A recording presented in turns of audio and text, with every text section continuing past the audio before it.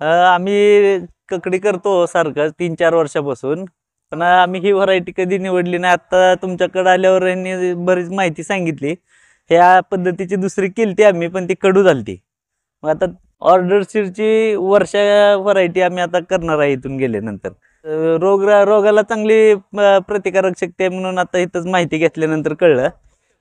फळ चांगलं आहे, मोठं आणि वजनदार आहे आणि कवळं दिसतंय शेवटपर्यंत.